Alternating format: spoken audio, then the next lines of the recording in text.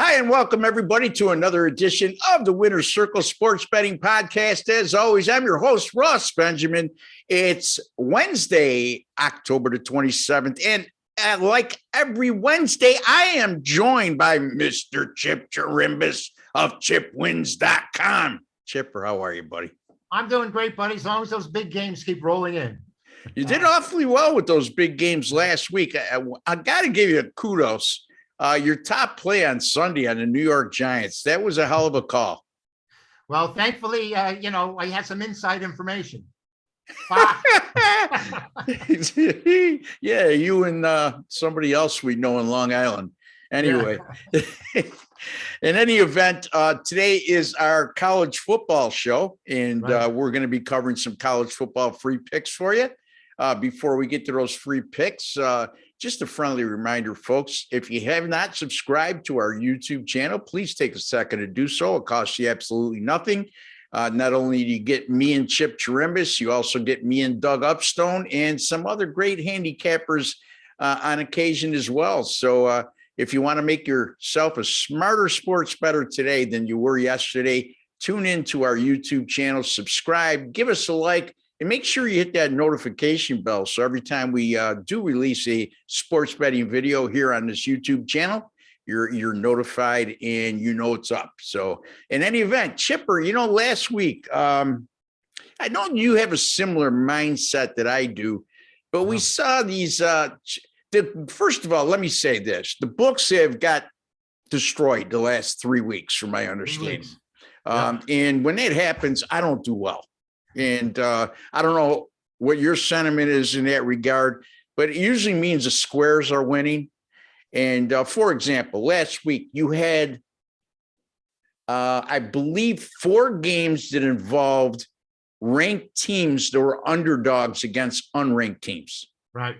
And I believe 3 of those 4 unranked favorites won over the ranked teams, which is highly unusual because, I'm of the belief that, and I'm going to continue to say this at show after show, I trust the odds makers much more than the pollsters, and boy, oh boy, that certainly didn't come to fruition last Saturday.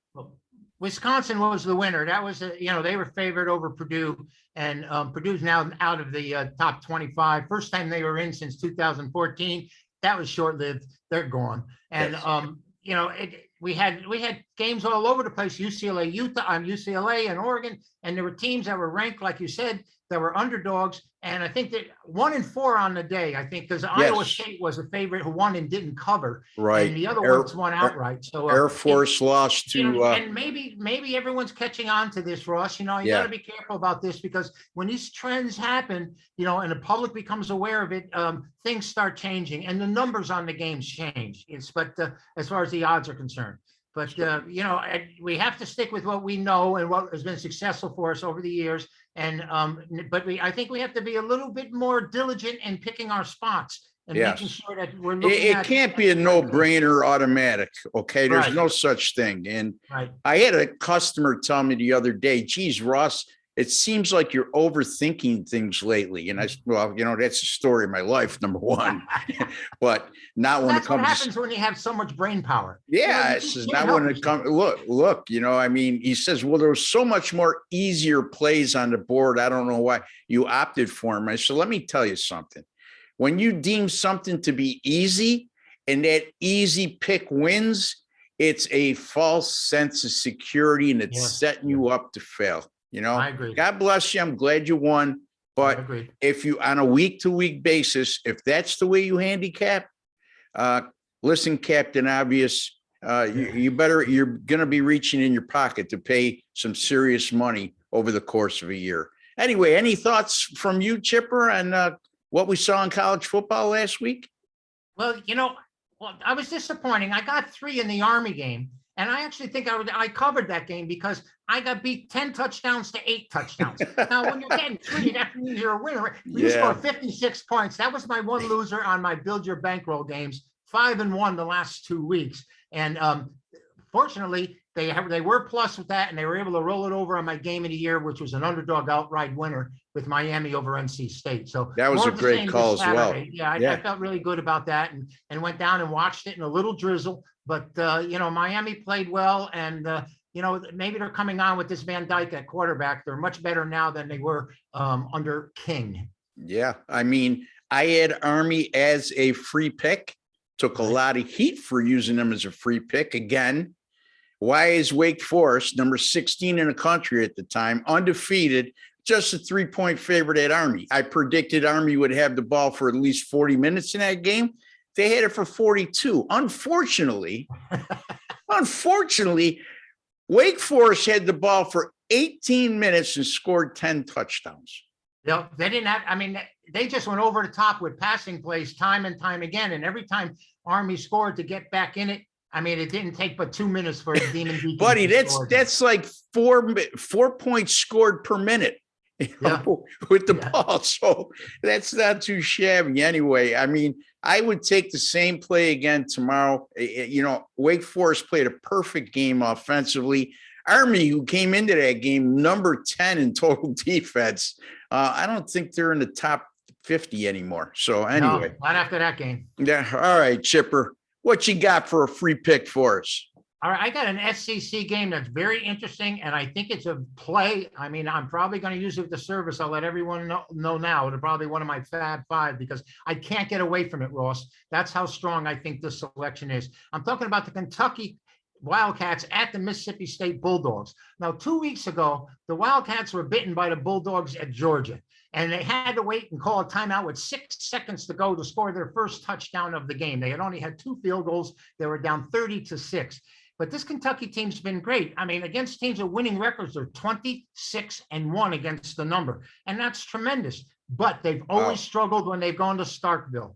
Mississippi State, who's putting up 375 yards a game, is only 3-7 against the number at home, but they're 7-0 in the last 7 against Kentucky. And even the Kentucky coach admitted that he doesn't know what happens. He doesn't know what they're using mirrors or what's going on there, but they just don't win in Starkville. And I think I'm gonna stay with this. It could play the under because the last 6 times they met at Mississippi State, the game has gone under. And I could have sat here and given you the under, Ross, but everyone out there, I want you to know, I think Mississippi State is one of the top plays in college football on Saturday.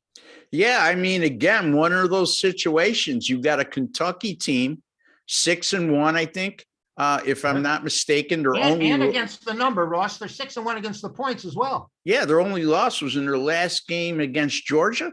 Was it? Well, they covered that game with that backdoor timeout with 6 seconds to go. But my point being is that's their only loss. And, you know, they've been a money team, like you said, but they're the number 12 team in the land, yet they're a 1-point favorite against an unranked Mississippi State team. I think Mississippi State is unranked. I know they've done well. They're barely 500. Yeah. So, I mean, to me, that's the play. That's the side.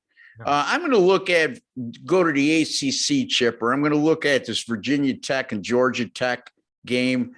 You know, the old saying is it's always easy to kick somebody when they're down. Well, Virginia Tech, they're down. I mean, they started the year 3-1. They played their last 3 games at home. They went 0-3, straight up and against the spread in those 3 home games. And last week's loss was, I just can't see them recovering this quickly. Very deflating.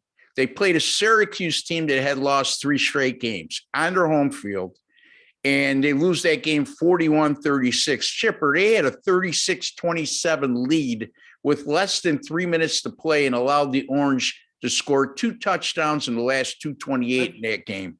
Ross, I think their defense has taken a huge hit since Frank Beamer retired and left the program. They're just nowhere near what they used to be. I mean, they used to block punts, they used to block extra points and field goals and do trick plays. And I agree with you. They're just not the same team. And particularly this year, like you said, losing 3 straight at home, that's in shocking fashion, as you said. Yeah. And speaking of their defense, I mean, they allowed 550 yards to Syracuse last week. Now, granted, the Orange are evolving offensively ever since they made that quarterback switch to Garrett Schrader. They found an identity. They're sticking to it, and they're getting better and better every week. But still, that's a ton of yards to give to a team with a losing record. And they did start the year out strong in their first 4 games defensively, but they've seemed to regress every week since that time. And this is a Georgia Tech team. They're not a great team, Chip, but they're coming off a week of rest. Their last game, they lose 48-40 at Virginia.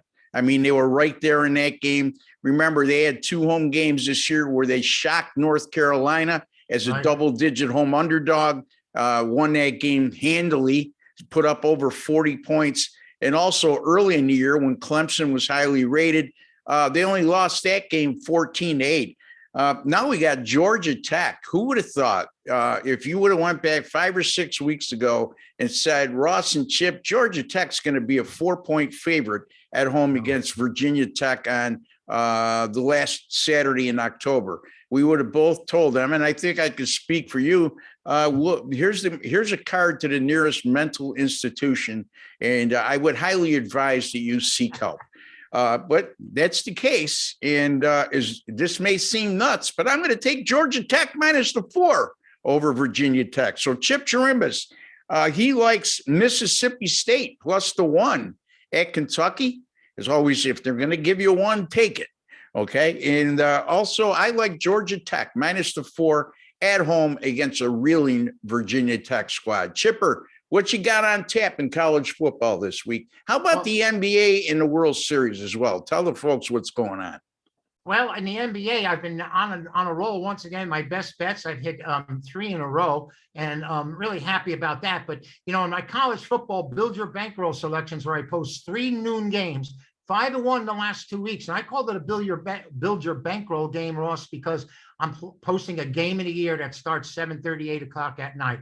Last week, an outright winner for an underdog. I just say roll that money over and don't hesitate, because these are games you can step out on. These are games you can play with confidence. I do this year in and year out. 6-2 in college football, my last 8 best bet winners. So I'm looking for another big one Saturday night. And I have, like I said, a Build Your Bankroll, very reasonable price, 3 games. Log on, follow the buy links, give me a call, and you become a big time winner. We'll just roll that money over and play that late game winner. You can find Chipper's premium paid selections at chipwins.com. And by the way, folks, what he didn't mention is he had a great underdog winner last week on the Miami of Florida Hurricanes, who upset then number 25, top 25 team in North Carolina State. So this gentleman has been doing it for a long time and doing it very well. You can find my premium selections at rbwins.com. That's rbwins.com. I'll have 5 selections for you in college football on Saturday. I'll have 1 on Thursday night, 1 on Friday night, 3 to 5 selections in the NFL, game of the week pick in college football on Saturday, game of the week pick in the NFL on Sunday. Folks, my NBA 4-1 with my last 5. That's no fluke, because I finished number 6 overall in the NBA last season. That's rbwins.com and chipwins.com. Both of those sites, you pay a little to make a lot. Until the next time, for Chip Chirimbes, I'm Ross Benjamin. Take care and God bless, folks.